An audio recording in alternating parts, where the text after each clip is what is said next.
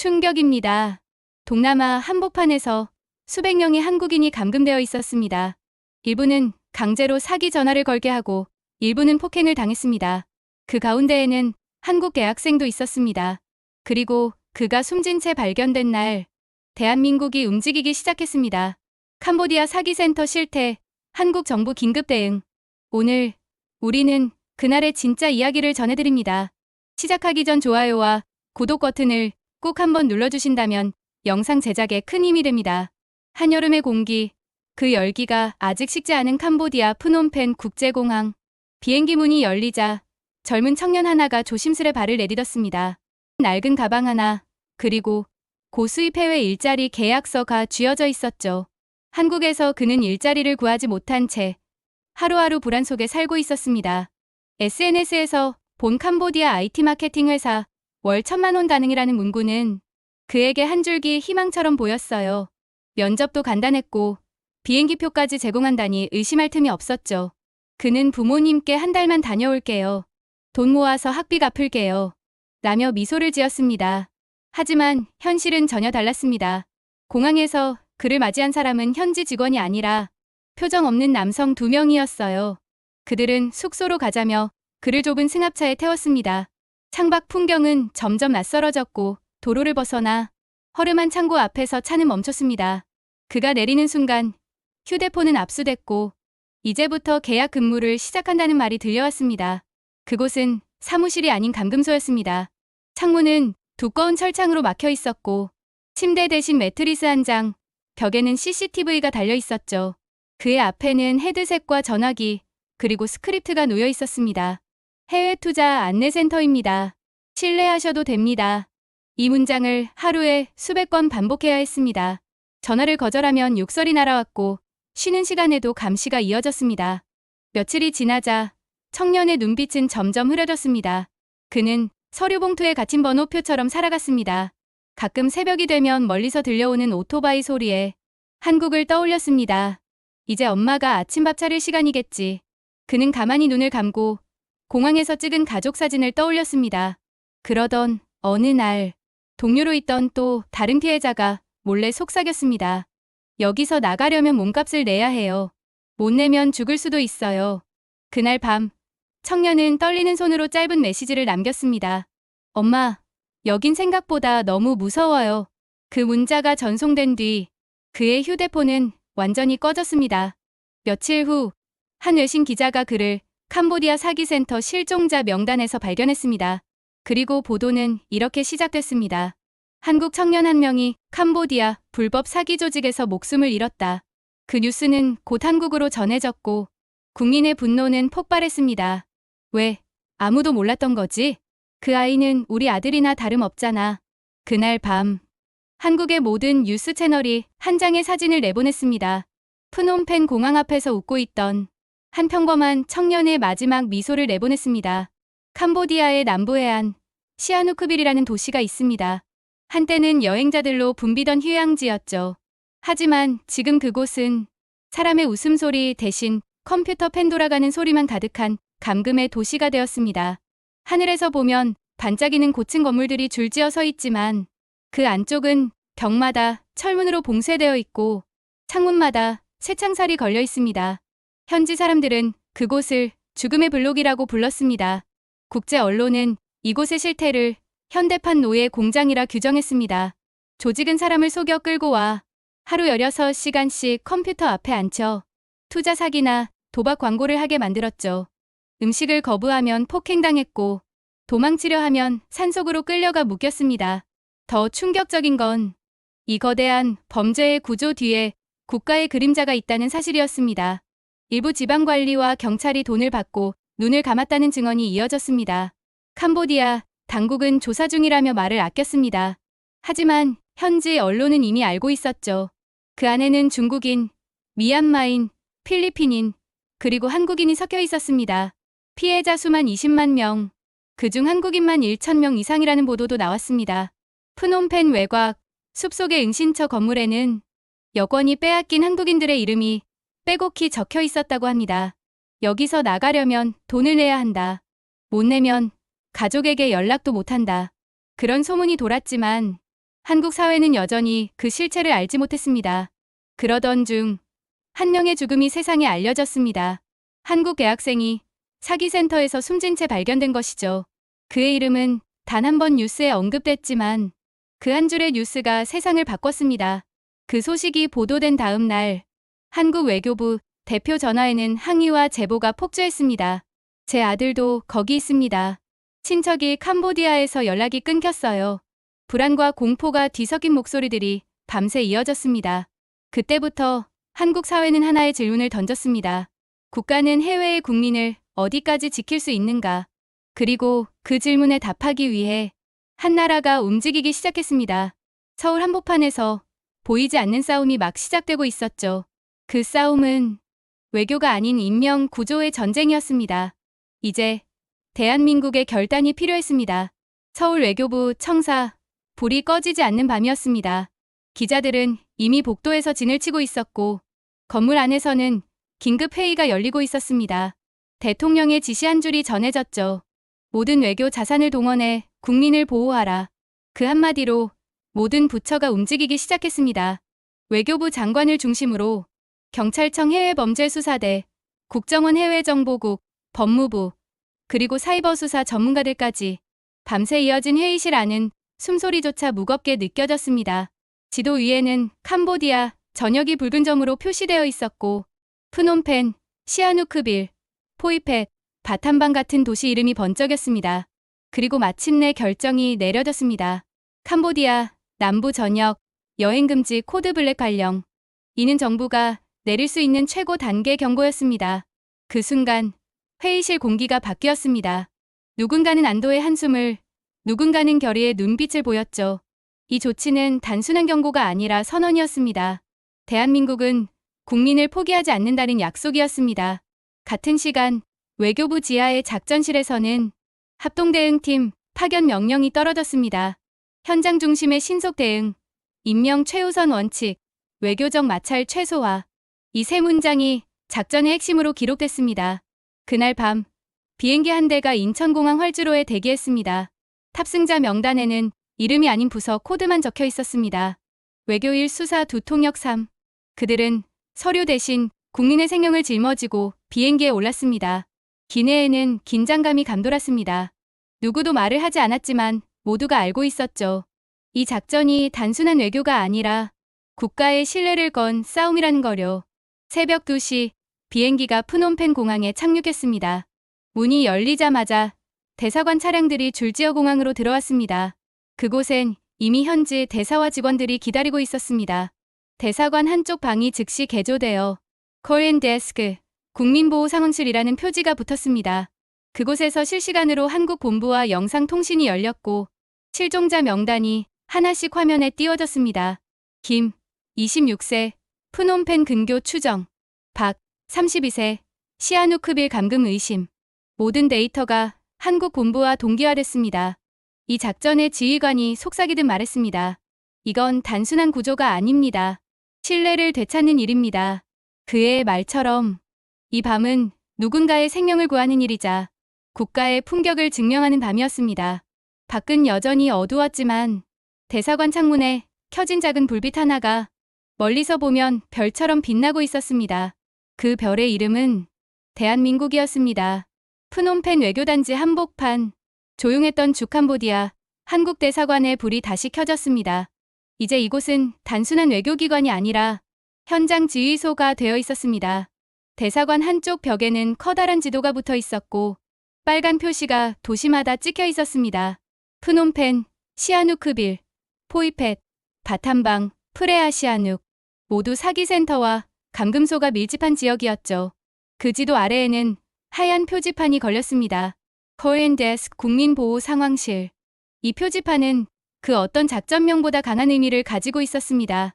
이곳에서 한국인들의 생사 여부가 하나씩 확인됐고 각 이름이 컴퓨터 화면에 입력될 때마다 직원들의 눈빛이 달라졌습니다. 한 명이라도 더 찾아야 합니다. 그 아이가 어제 죽은 그 청년일 수도 있잖아요. 위성전화가 울릴 때마다 모두가 숨을 죽였습니다. 캄보디아 지방경찰과 연결된 통신망을 통해 실종자 위치가 조금씩 파악되기 시작했습니다. GPS 좌표 한 줄에 수십 명의 운명이 달려 있었죠. 대사관 직원들은 24시간 교대로 모니터 앞을 지켰습니다.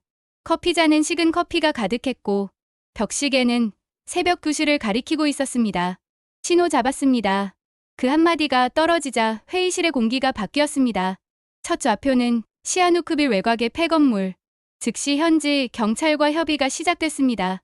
총기 사용은 금지. 생명 최우선. 현장 요원들은 차를 몰고 새벽 어둠 속으로 사라졌습니다.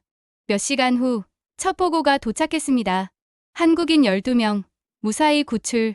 모두 신체적 폭행 흔적이 있었지만 생명에는 지장이 없었습니다. 한 여성이 구조된 직후 통역관에게 이렇게 말했다고 합니다. 혹시 한국에서 오신 분인가요? 그 말에 통역관은 잠시 말을 잃었습니다. 네, 대한민국에서 왔습니다. 그 짧은 대답이 현장에 울려 퍼졌고 피로와 긴장이 섞인 모든 이들의 눈에 눈물이 맺혔습니다. 이 구조 작전은 현지 언론의 헤드라인을 장식했습니다. 한국 사기센터 피해자 신속 구조. 전례 없는 속도. 총 없이 사람을 구했다. 한 기자는 이렇게 평했습니다. 그들은 무기를 들지 않았다. 대신 명단을 들었다. 프놈펜의 새벽은 여전히 더웠지만 대사관 창문 너머로 희미한 빛이 새어나왔습니다. 그 빛은 단순한 형광등의 불빛이 아니었습니다. 누군가의 이름을 되찾아주는 불빛이었고 지구 반대편에서도 국민을 잊지 않는 나라의 상징이었습니다. 그날 밤 한국 대사관의 옥상에 태극기가 펄럭였습니다. 불빛이 태극기에 반사되어 붉고 푸른색이 어둠 속에서도 선명히 빛났습니다. 한 외교관은 일지에 이렇게 적었습니다. 이 불빛이 꺼지지 않는 한 그들은 잊히지 않는다. 10월 18일 새벽 인천국제공항 활주로 위로 희미한 안개가 깔렸습니다. 하늘은 아직 검푸른 색을 띠고 있었고 비행기 한 대가 천천히 착륙했습니다. 탑승구 앞에는 경찰과 외교부 직원 그리고 의료팀이 대기하고 있었죠. 그들은 한밤중에도 정장을 벗지 않았습니다. 누군가의 아들이, 누군가의 남편이 그 비행기에 타고 있었기 때문입니다. 비행기 문이 열리고 첫 번째 인물이 내렸습니다. 몸이 마르고 눈밑이 짙게 꺼진 청년이었습니다. 뒤따라 내리는 사람들은 서로의 어깨에 손을 얹고 조용히 고개를 숙였습니다. 캄보디아에서 돌아온 한국인 64명. 누군가는 피해자였고 누군가는 조직에 이용당한 가담자였습니다. 하지만 그날만큼은 모두가 돌아온 사람이었습니다. 활주로 끝에는 파란색 버스가 기다리고 있었습니다. 그들이 한 사람씩 오를 때마다 경찰이 조용히 물 한 병을 건넸습니다. 한국에 오신 걸 환영합니다. 이제 안전합니다. 그 말에 한 청년이 눈을 붉혔습니다. 정말 한국이 온 거예요? 통역관은 미소를 지으며 고개를 끄덕였습니다. 버스 창밖으로 새벽이 밝아왔습니다. 멀리 인천대교 위로 햇살이 번져가고 그 빛이 차창에 비칠 때마다 사람들의 표정이 조금씩 풀렸습니다. 그들은 이제 다시 집으로 돌아가고 있었죠. 누군가는 가족의 품으로, 누군가는 죄의 대가를 치르기 위해 조사실로 향하고 있었습니다.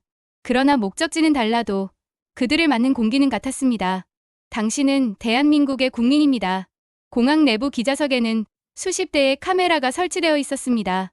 셔터 소리가 쏟아졌지만 누구도 떠들지 않았습니다. 이건 뉴스가 아니라 기도처럼 조용한 순간이었으니까요. 외신 기자가 물었습니다. 한국은 왜 이렇게 빨랐습니까? 한 관계자가 짧게 대답했습니다. 우리는 국민을 잊지 않았기 때문입니다. 그 한 문장이 전 세계 언론을 타고 퍼졌습니다. South Korea never forgets its people. 영문 헤드라인 아래 태극기 사진이 함께 실렸죠. 그날 저녁 SNS에는 살아서 돌아온 것만으로 감사합니다. 정부가 이렇게 빨리 움직인 적이 있었나. 이게 바로 나라다.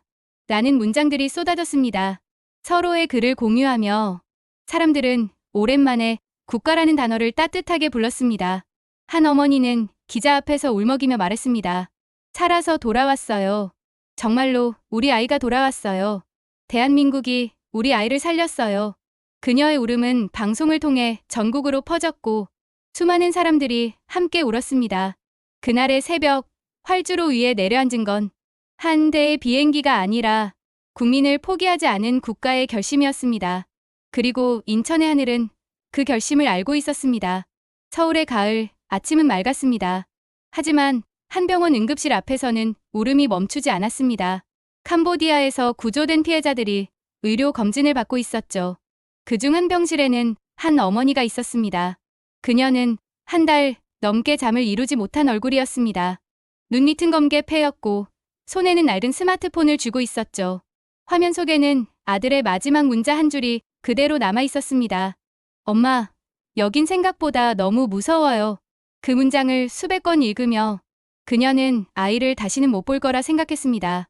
뉴스 속에서 한국인 실종자 사망 추정이라는 자막이 나올 때마다 심장이 덜컥 내려앉았습니다. 그런데 그날 새벽 외교부로부터 전화가 걸려왔습니다. 김 씨의 아들이 살아 있습니다. 지금 귀국 중입니다. 그녀는 그 말을 믿을 수 없었습니다. 손에 쥔 전화기를 떨어뜨릴 만큼 울었죠. 그리고 몇 시간 후 병원 복도 끝에서 누군가 걸어왔습니다. 기름때가 묻은 손, 해진 셔츠. 하지만 분명 그 아들이었습니다. 그녀는 아무 말도 못하고 아들을 끌어안았습니다. 살아있었구나. 내가 살아있었구나. 주변에 있던 의료진들까지 고개를 숙였습니다. 그 순간만큼은 누구도 일터의 경계를 잊고 한 사람의 어머니, 한 사람의 아들로서 눈물을 흘렸습니다. 외신 기자들이 그 장면을 포착했습니다. AFP는 그 사진을 Hope Returns Home이라는 제목으로 실었습니다. 태극기를 손에 쥔 어머니와 눈을 감은 아들의 모습은 전 세계 SNS에서 3천만 회 이상 공유되었습니다. 한국은 자국민을 잊지 않는다. 이건 구출이 아니라 귀환이다. 그 문장이 기사마다 붙었죠. 하지만 그 감동 뒤에는 보이지 않는 또 다른 싸움이 있었습니다. 캄보디아 현지에 여전히 남아있는 수백 명의 피해자, 그리고 그들을 도운 현지 경찰관 한 명이 신변 위협을 받고 있다는 소식이었습니다. 한국 정부는 즉시 재조사를 요청했고 국제형사기구 인터폴과 공조 수사에 나섰습니다. 작전은 끝났지만 구조는 계속된다. 그 말은 공허한 구호가 아니었습니다. 어머니는 언론 인터뷰에서 이렇게 말했습니다. 그날 태극기가 바람에 흔들릴 때 그게 단순한 천 조각이 아니라는 걸 처음 알았어요. 그건 제 아들을 집으로 데려온 손이었어요. 그녀의 눈물은 슬픔이 아니라 감사의 눈물이었습니다. 그날 이후 많은 국민들이 태극기를 다시 바라보기 시작했습니다. 국가란 거창한 단어가 아니라 누군가의 손을 끝까지 붙잡는 따뜻한 존재임을 모두가 느꼈습니다. 캄보디아 사기센터 사건은 단순한 인신매매 사건이 아니었습니다. 그건 국제사회가 눈감았던 문제였고 한 나라의 신뢰가 어디까지 뻗을 수 있는지를 보여주는 시험대였습니다. 한국의 구조 작전이 성공했다는 소식이 전해진 다음 날 전 세계 주요 언론이 일제히 톱뉴스로 이 사건을 다뤘습니다. CNN은 한국 총 한 발 없이 인질 전원 구조라 보도했고 로이터는 정확하고 신속한 작전, 새로운 외교 모델의 탄생이라 평했습니다. BBC는 이렇게 논평했습니다. 한국은 국민을 대사관 안에서가 아니라 현장에서 지켰다. UN 인권위사회는 긴급 토론을 열어 한국형 인도주의 대응 모델을 사례로 발표했습니다. 이 회의에는 47개국 대표가 참석했고 그중 32개국이 한국의 현장 중심 구조 체계를 공식적으로 참고하겠다고 밝혔습니다. 특히 동남아시아 국가들은 한국 정부의 인도적 접근 방식에 감명을 받았다고 전했습니다. 동시에 현지 언론과 시민들도 움직이기 시작했습니다. 캄보디아 프놈펜 거리에는 당 유콜이라는 손팻말이 붙었고 SNS에는 K구조라는 해시태그가 퍼졌습니다. 이는 K방역, K문화에 이어 K인도주의라는 새로운 단어를 만들어냈습니다. 그러나 그 찬사 뒤에는 한국 외교진의 보이지 않는 희생도 있었습니다. 한 대사관 직원은 현장 감염 위험 속에서도 48시간 동안 단 한숨도 자지 못했습니다. 그는 일지에 이렇게 적었습니다. 우리가 구한 건 사람의 목숨이지만 실은 나라의 신뢰를 구한 것이다. 국제회의장에서 한 외교 전문가는 말했습니다. 한국은 협상하지 않았다. 대신 행동했다. 그리고 그 행동이 외교가 무엇인지 다시 정의했다. 며칠 뒤 유럽의 여러 언론들이 한국의 대응 과정을 분석한 다큐멘터리를 방영했습니다. 그 영상에는 구조된 피해자들이 한국 외교관의 손을 잡고 공항을 빠져나오는 장면이 담겨 있었죠. 그 순간 세계는 깨달았습니다. 국가의 크기는 영토가 아니라 국민을 위해 얼마나 멀리 손을 뻗을 수 있느냐로 결정된다는 것을요. 그리고 한국의 그 손은 가장 멀리까지 닿아 있었습니다. 아시아를 넘어 세계의 마음속 깊은 곳까지. 지금부터의 이야기는 희망사항입니다. 캄보디아 구조 작전이 끝난 지 한 달 후 서울 외교부 청사 고층 회의실.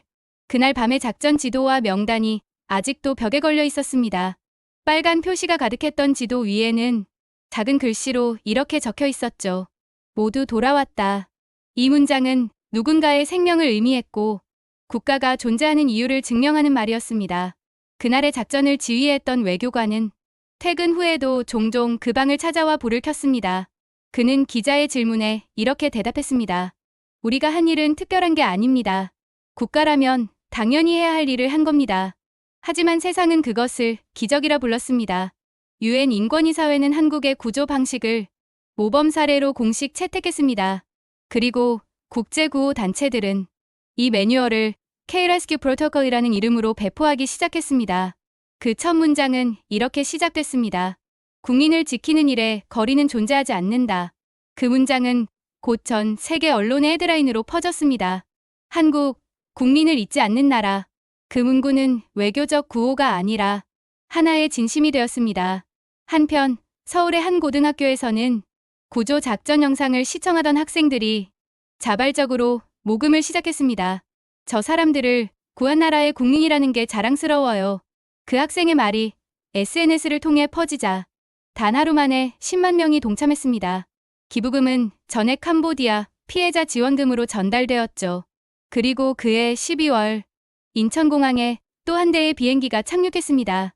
이번에는 구조된 한국인 중 일부가 자원봉사자로 돌아온 것이었습니다. 그들은 이렇게 말했습니다. 우리를 구해준 나라에 이제 우리가 보답할 차례입니다. 공항의 플래카드에는 단 한 줄이 적혀 있었습니다. 당신이 있어 대한민국이 있었다. 밤이 되자 서울 남산타워 꼭대기에 태극기가 걸렸습니다. 그날의 불빛은 여전히 꺼지지 않았습니다. 누군가의 이름을 되찾고 누군가의 삶을 다시 시작하게 만든 나라. 그건 거대한 힘도 무기가 만든 기적도 아니었습니다. 국가를 움직이게 한 건 단 하나. 국민을 잊지 않겠다는 마음이었습니다. 그 마음이 있기에 이 나라는 앞으로도 흔들리지 않을 것입니다. 그리고 사람들은 오래도록 이렇게 말하겠죠. 그들은 잊지 않았다. 그래서 대한민국은 오늘도 빛난다. 오늘의 사연은 여기까지입니다. 구독과 좋아요는 영상 제작에 아주 큰 힘이 됩니다. 지금까지 감동케어 저는 나우라였습니다. 긴 영상 끝까지 시청해주셔서 정말 감사합니다. 내일 더 좋은 이야기로 더 흥미로운 이야기로 찾아뵙겠습니다. 감사합니다.